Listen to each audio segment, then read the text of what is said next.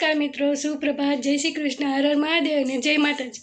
આજના મારા નવા વ્લોગમાં તમારા બધાનું સ્વાગત છે અને આ વેડિંગ સ્પેશિયલ વ્લોગ છે, તો મારા વ્લોગમાં આગળ બન્યા રહેજો। તો અત્યારે અમે રેડી થઈ ગયા છે અને અમે જઈએ છીએ જૂનાગઢ મારી સિસ્ટરના મેરેજ માટે। તો મળીએ તમને રસ્તામાં, બાય બાય।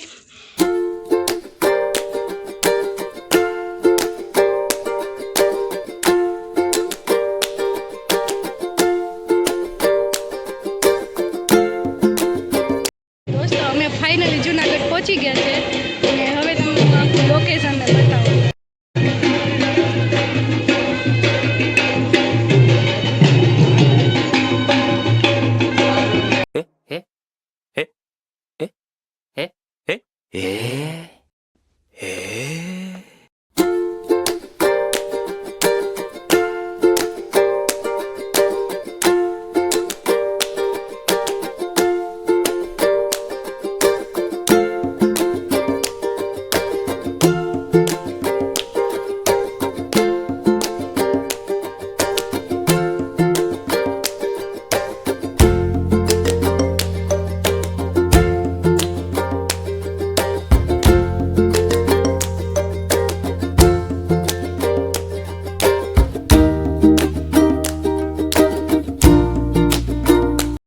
તો મિત્રો અત્યારે મંડપ મુહૂર્તની વિધિ ચાલે છે।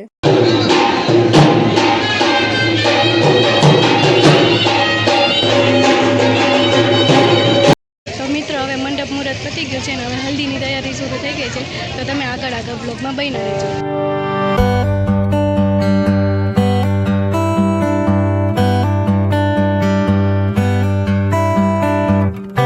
તો દોસ્તો હવે હલ્દીની રસમ શરૂ થઈ ગઈ છે।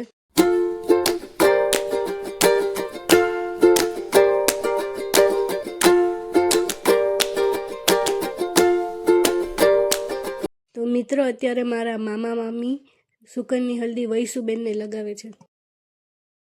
તો દોસ્તો અત્યારે મારા વૈસુબેનને એના ભાઈ હલ્દી લગાવવા આવ્યા છે।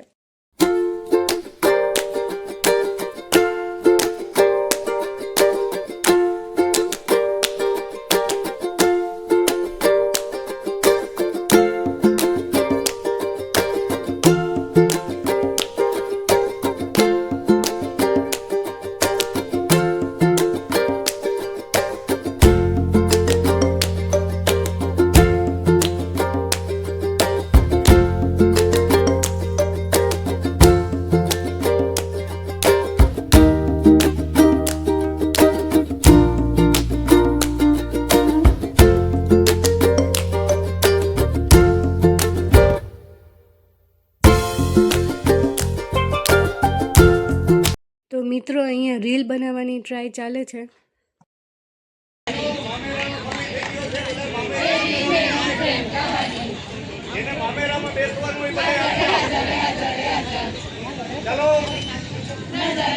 બીજી સેરેમની પત્યા પછી હવે મામેરા અહીં શરૂ થઈ ગયા છે। 3 hours later. તો મિત્રો અત્યારે જમવામાં સેવ ટમેટાનું શાક, પરોઠા, પુલાવ, મગ અને છાશ છે। બાકીની મિષ્ટા નથી પણ મેં નહોતી લીધી। તો દોસ્તો હવે આપણે મસ્ત દાંડિયા રસ માટે રેડી થઈ ગયા છે। તમે જોઈ શકો છો આઉટફિટ અને ચાલો હવે નીચે જાય દાંડિયા રસ રમીએ। તમે આગળ મારા બ્લોગમાં બન્યા રહેજો।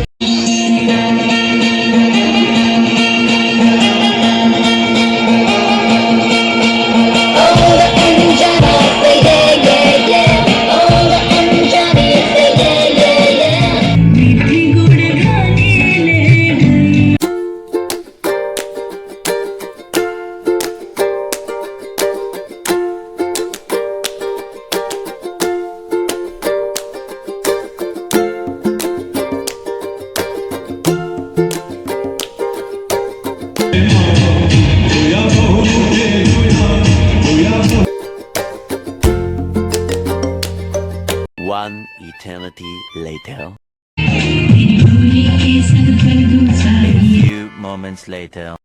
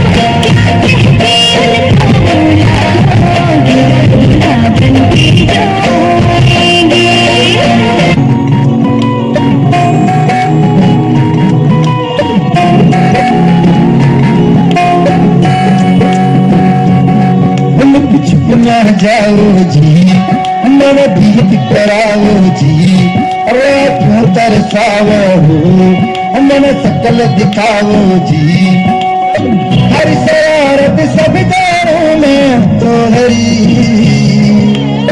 हर चले उन्हें बंगला जी में गाँव गए मर बिगड़े मचा की चंदा मचारी चांदी दामन में पानी खुशी रे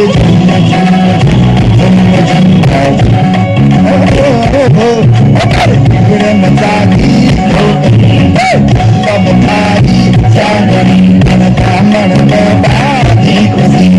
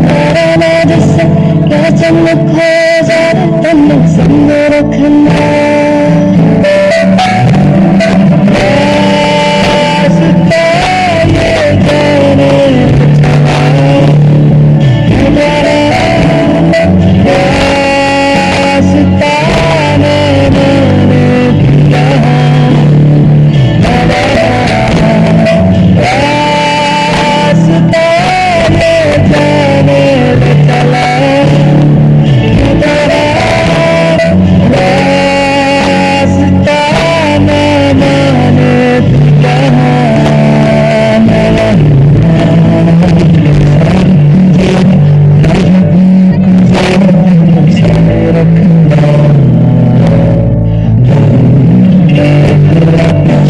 सूरज रुक जाए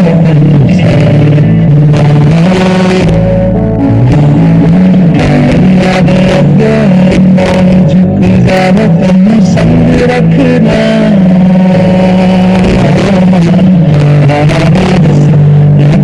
खो जाओ तुम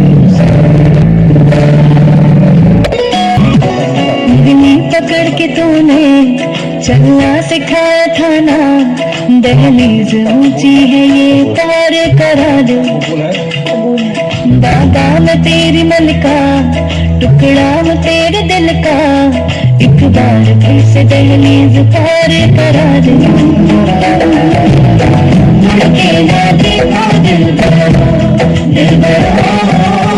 मुड़ के ना देखो दिलबरो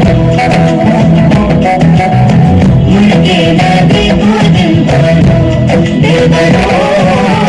मुड़ के ना देखो दिलबरो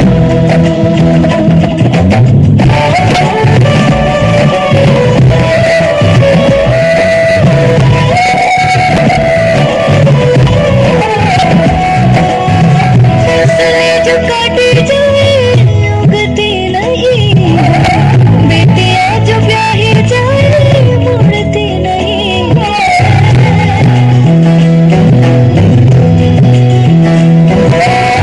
फसलें जो काटे जाए उगते नहीं बेटियां जो ब्याहे जाए मुड़ते नहीं है ऐसी विदाई हो तो लंबी जुदाई हो तो दहलीज दर्द की भी पार करा दो बाबा मैं तेरी मलिका टुकड़ा वो तेरे दिल का एक बार फिर से दहलीज पार करा दो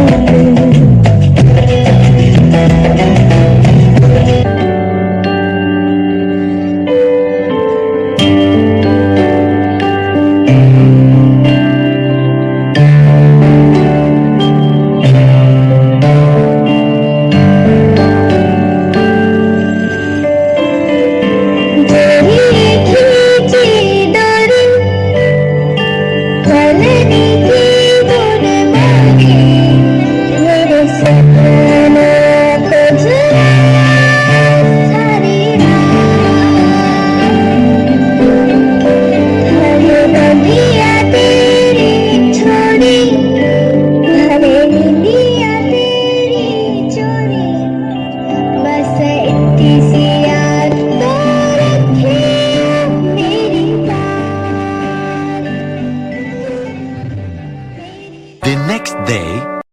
તો મિત્રો મેરેજમાંથી અમે લોકો આવી ગયા છે પાછા ઘરે. તો મેરેજનો બ્લોગ શૂટ નથી થયો એનું રીઝન હું તમને આગળ જણાવીશ, પણ તમે એની પહેલાં આ ક્લિપ જોઈ લેજો ને બ્લોગમાં આગળ બન્યા રહેજો.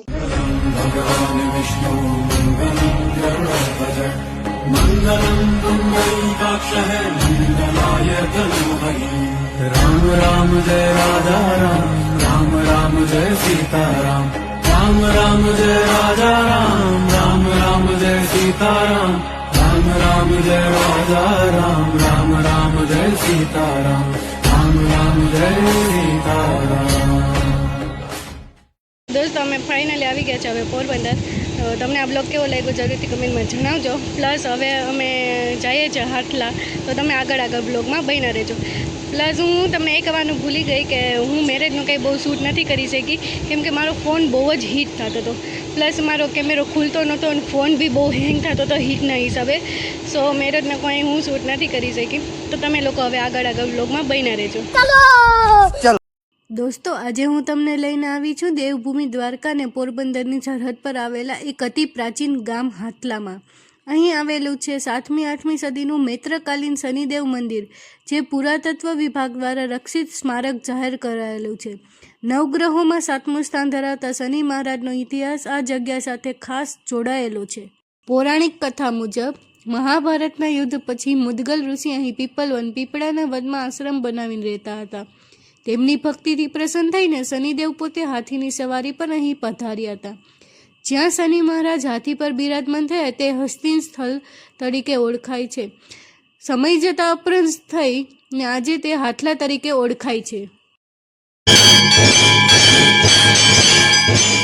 અહીંયા શનિકુંડ કે વાવ તમે જે કહો એની વિશે આખું બધું લખેલું છે, એના સ્ટ્રક્ચર વિશેની. અને અહીંયા છે આ વાવ કુંડ. મંદિરની બાજુમાં આવેલો છે પવિત્ર શનિકુંડ. લોકવાયકા એવી છે કે રાજા દશરથ જ્યારે અહીંથી પસાર થતા હતા ત્યારે રામજીને તરસ લાગી અને દશરથજીએ બાણ મારીને આ કુંડ પ્રગટ કર્યો હતો. અને બીજી તરફ જ્યારે પાંડવો શનિની પનોતીમાં ઘેરાયા હતા ત્યારે શ્રી કૃષ્ણના કહેવાથી તેઓએ આ કુંડમાં સ્નાન અને યજ્ઞ કર્યો હતો, જેનાથી શનિદેવ પ્રસન્ન થયા અને પાંડવોનો વિજય થયો. આખો કુંડ સિમેન્ટ કે રેતી વગર માત્ર પથ્થરોથી જ બનેલો છે. અહીંની સૌથી મોટી માન્યતા એ છે કે જો મામા પોતાના ભાણેજને અહીં સ્નાન કરાવી નવા કપડાં પહેરાવે તો પનોતી ક્યારેય નજીક નથી આવતી. એટલું જ નહીં, લોકો અહીં દર્શન કરીને પોતાના જૂના બૂટ ચંપલ મંદિર જ છોડીને જાય છે. એવું મનાય છે કે પગરખા સાથે શનિની પનોતી પણ અહીં જ છૂટી જાય છે. એટલે જ શનૈશ્ચરી અમાસ કે શનિ જયંતિ પર અહીં હજારો ચંપલોનો ઢગલો જોવા મળે છે. તો મિત્રો, આ શનિદેવ મંદિરના પૂજારીઓની સમાધિ સ્થાન છે.